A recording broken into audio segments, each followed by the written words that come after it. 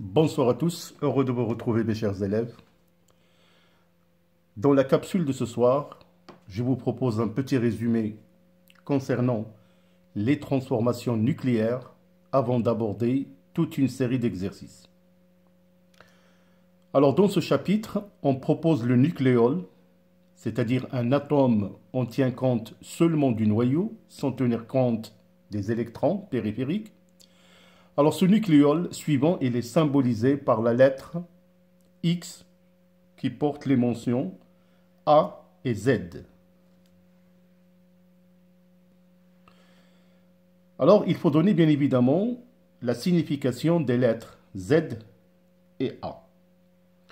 Z, c'est le numéro atomique encore appelé le nombre de protons. Alors pour le grand A, c'est le nombre de masse qui est aussi égal au nombre total de protons plus le nombre total de neutrons.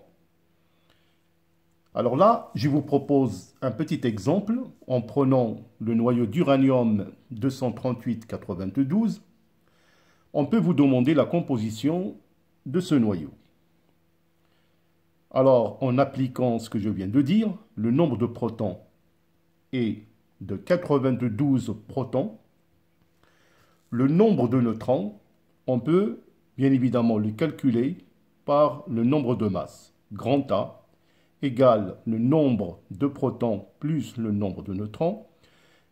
On déduit le nombre de neutrons par A moins nombre de protons et on va trouver 146 neutrons.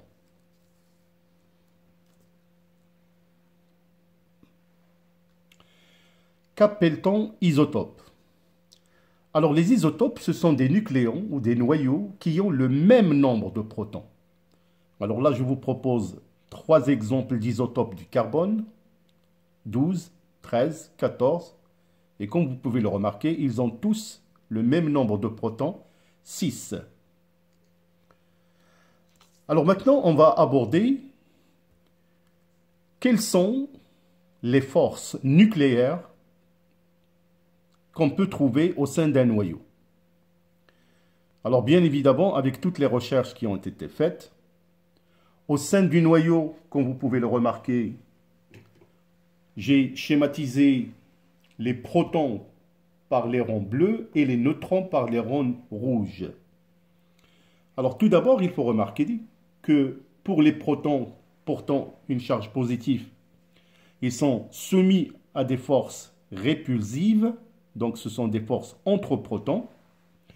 Et les protons et les neutrons sont aussi soumis à la force gravitationnelle. Mais il y a une force, une troisième force qui n'est pas vraiment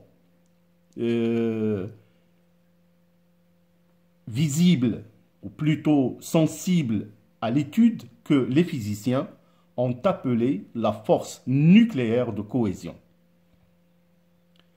Alors pour cette raison, on peut se poser la question, à quoi est due l'instabilité d'un noyau? On peut répondre que l'instabilité d'un noyau revient soit à une abondance en protons et en neutrons, c'est le cas des noyaux lourds, et là je vous ai donné le cas du noyau de l'uranium 238-92, ou bien cette instabilité est due à un excès, soit en protons ou bien en neutrons. C'est ce que nous allons voir. Alors, pour cette raison, on peut déjà définir, ou plutôt parler d'un noyau stable. Comment on peut reconnaître un noyau stable? Alors, en général, après des études et observations, on a remarqué que lorsque le nombre de protons est égal au nombre de neutrons, ou dans certains cas, le nombre de protons est à peu près égal au nombre de neutrons, bien évidemment, on peut parler d'un noyau stable.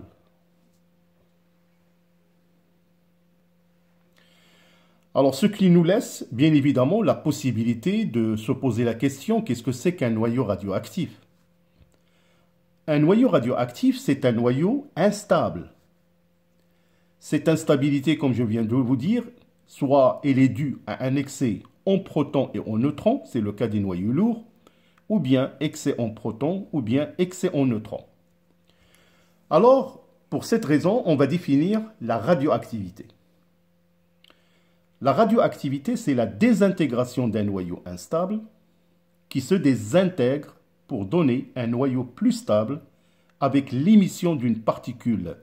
Cette particule, soit on l'appelle alpha qui correspond à un noyau d'hélium, ou bien bêta- avec l'émission d'un électron, ou bien bêta+ avec l'émission d'un positon ou bien positron. La radioactivité, elle est naturelle, spontanée et aléatoire. On peut représenter une transformation nucléaire ou bien une désintégration nucléaire par cette équation de désintégration.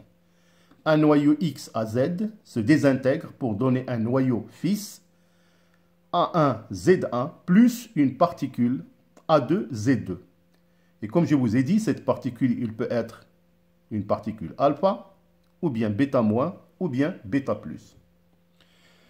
Sachant que toute désintégration nucléaire soumise à ce qu'on appelle à une loi de conservation, qui sont appelées les lois de Sodé.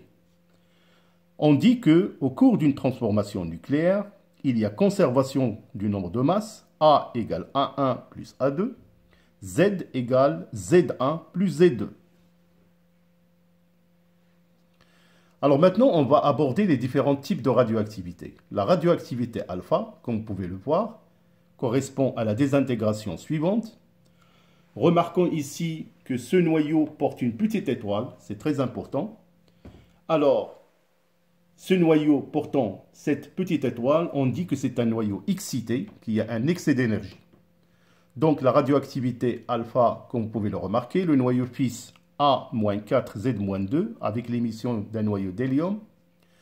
Par contre, le noyau excité portant cette étoile va perdre cette énergie pour se transformer en un noyau avec l'émission d'un rayonnement gamma. Gamma est un rayonnement électromagnétique. Donc, on peut en déduire que la radioactivité alpha concerne les noyaux lourds. Quant à la radioactivité bêta-, dont la désintégration est symbolisée par cette réaction, avec l'émission d'un électron, remarquons que le noyau fils est à l'état excité, donc il va perdre l'excès d'énergie par cette réaction qui va permettre l'émission d'un rayonnement gamma, qui sont, comme j'ai dit, des rayonnements électromagnétiques qui sont très énergétiques et qui sont très dangereux. Alors, remarquons qu'au noyau fils, on a l'addition d'un proton. Donc on peut se demander comment on peut expliquer la radioactivité bêta-. Au cours de cette transformation, on remarque qu'un neutron se transforme en proton plus un électron. Alors, pour la radioactivité bêta+, comme vous pouvez le remarquer, le noyau donne un noyau fils, remarquant qu'il y a un manque de protons. Donc, c'est un proton qui va se transformer en neutron avec l'émission d'un positon ou positron. Le noyau Y peut être aussi à l'état excité, qui peut perdre cette énergie pour donner un rayonnement gamma. On peut expliquer la radioactivité bêta+, qu'au cours de cette transformation, un proton se transforme en neutron plus positron. Le diagramme de Segre indique les isotopes stables ou radioactifs et fournit le type d'émission radioactive. Alors donc c'est un diagramme qui est établi soit en fonction de n en fonction de z ou bien l'inverse. Alors vous pouvez remarquer déjà pour les noyaux n égale à z, on a les noyaux stables. Donc cette première bissectrice, tout le long, on peut remarquer la zone de stabilité. Par exemple ici, si on choisit un noyau X, on a un excès en neutrons, on assiste à une activité bêta-. Alors qu'ici, pour un noyau Y, excès en protons, on assiste à une radioactivité bêta+, alors que pour le noyau Y-, excès en protons et en neutrons, donc soumis à une radioactivité alpha. Alors voilà pour ce soir, mes chers élèves.